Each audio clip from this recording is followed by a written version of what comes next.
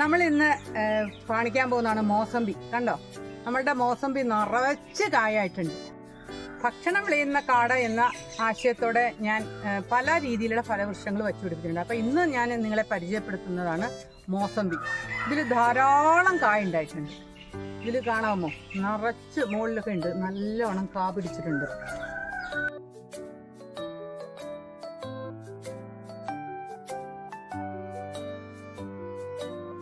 ശരിക്കും പറഞ്ഞു കഴിഞ്ഞാൽ തണുപ്പ് രാജ്യങ്ങളിലാണ് മോസമ്പി സാധാരണ കൂടുതൽ ഉണ്ടാകുന്നതെങ്കിലും ഇത് വെറൈറ്റി ആയതുകൊണ്ടാവാം ഞങ്ങളുടെ ഇവിടെ നന്നായിട്ട് ഉണ്ടാകുന്നുണ്ട്. നല്ല മധുരമുള്ള വെറൈറ്റിയും കൂടിയാണിത്. അതുപോലെ തന്നെ നല്ല വലിപ്പവും ഉണ്ട്. ഇത് ഇവിടെ ഇങ്ങോട്ടൊക്കെ ഉണ്ട്.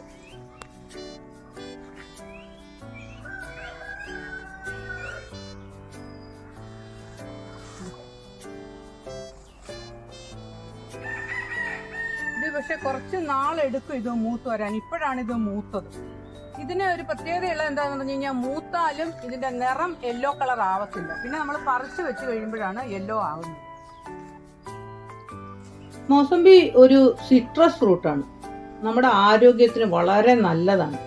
നമുക്ക് നമ്മുടെ വീട്ടിൽ തന്നെ ഇതുപോലൊന്നും നട്ടുപിടിപ്പിക്കാവുന്നതേ ഉള്ളൂ. ഒരു കാര്യം ശ്രദ്ധിക്കണേ, വിത്ത് മുളപ്പിച്ചുണ്ടാകുന്ന തൈകള് വേണ്ട. കാരണം എയർലെയർ ചെയ്ത തൈകള് 1.5-2 വർഷം കൊണ്ട് കായ്ക്കുമെങ്കിൽ വിത്ത് മുളപ്പിച്ചുണ്ടാകുന്ന തൈകള് 5-6 വർഷം വരെ സമയമെടുക്കും കായ്ക്കാൻ. അതുകൊണ്ട് എയർലെയർ ചെയ്ത തൈകളാണ് ഏറ്റവും നല്ലത്. മോസമ്പിക്ക് നല്ല വെയില് അത്യാവശ്യമാണ്. എയർലെയർ ഡ്രമ്മിൽ നട്ട് ഒന്നുകിൽ ടെറസിൽ വെക്കാം, അല്ലെങ്കിൽ നല്ല വെയിലുള്ള സ്ഥലത്ത് തന്നെ നടണം.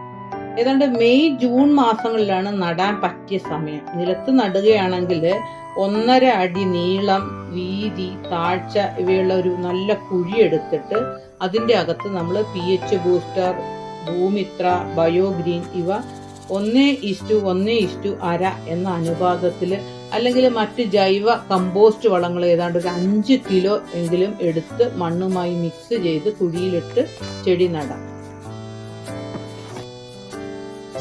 നല്ല വെള്ളവും നല്ല വളവും ആവശ്യത്തിന് സൂര്യപ്രകാശവും കിട്ടിയാല് വർഷത്തിൽ 2 തവണ ഇത് കായ്ക്കും. അതായത് ഇതിനെ ബാധിക്കുന്ന ഏറ്റവും പ്രധാനമായ ഒരു കാര്യം എന്ന് പറഞ്ഞാൽ, ഇലകളിൽ ഒരു മഞ്ഞ കുത്തുപോലെ അല്ലെങ്കിൽ മഞ്ഞ തടിപ്പ് പോലെ വന്ന് അത് തണ്ടിലേക്കും കായിലേക്കും സ്പ്രെഡ് ചെയ്യുന്ന ഒരു അസുഖമാണ്. ഇത് ഒരു ബാക്ടീരിയ മൂലം ഉണ്ടാകുന്ന ഒന്നാണ്. സാന്തോമോണാസ് ബാക്ടീരിയ എന്നാണ് ആ ബാക്ടീരിയയുടെ പേര്. ഇത് മൂലം ചെടികളിൽ ഒരു രോഗം ഉണ്ടാക്കും.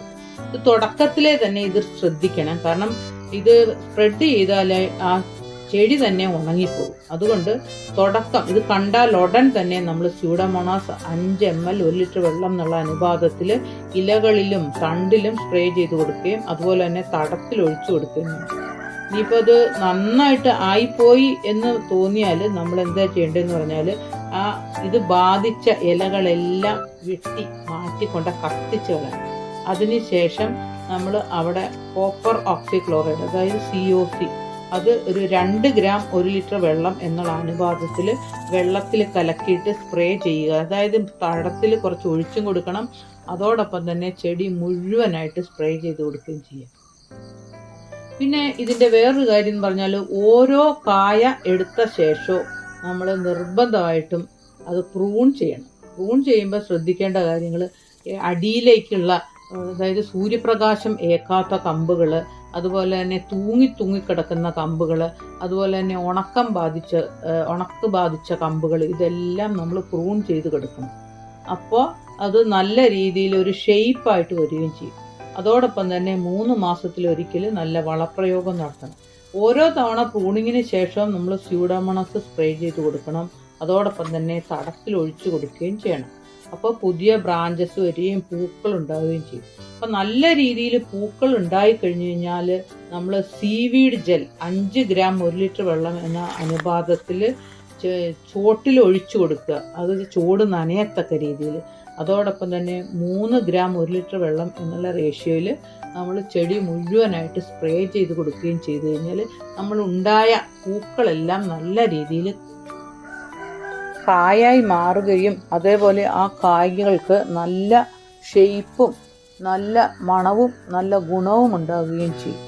അതോടൊപ്പം ഈ ഇതിൻ്റെ വലിപ്പത്തിലും നല്ല വ്യത്യാസം ഉണ്ടാകും, നല്ല വലിപ്പം ഉണ്ടാകും. അപ്പോൾ നമ്മൾ ഇത്രയൊക്കെയാണ് ഒരു ചെയ്യുമ്പോൾ നമ്മൾ ശ്രദ്ധിക്കേണ്ട കാര്യങ്ങൾ.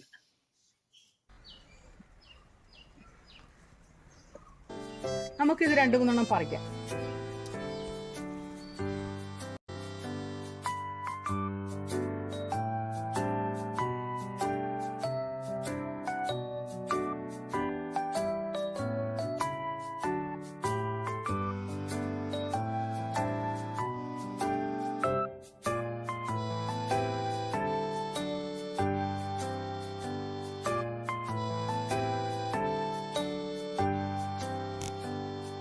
ഈ മരത്തിൽ ഞാൻ എയർ ലെയർ ചെയ്തിട്ടുണ്ട്. കാരണം എയർ ലെയർ ചെയ്ത തൈകൾക്കാണ് മാതൃസസ്യത്തിൻ്റെ മുഴുവൻ ഗുണങ്ങൾ കാണിക്കത്തുള്ളൂ. അത്യാവശ്യമുള്ളവർക്ക് താഴെ കാണുന്ന നമ്പറിൽ ബന്ധപ്പെട്ടാൽ സാധനം ഇവിടെ നിന്ന് വാങ്ങാവുന്നതാണ്. അതോടൊപ്പം തന്നെ നിങ്ങൾക്ക് ഈ വീഡിയോ ഇഷ്ടപ്പെട്ടു എന്ന് കരുതുന്നു.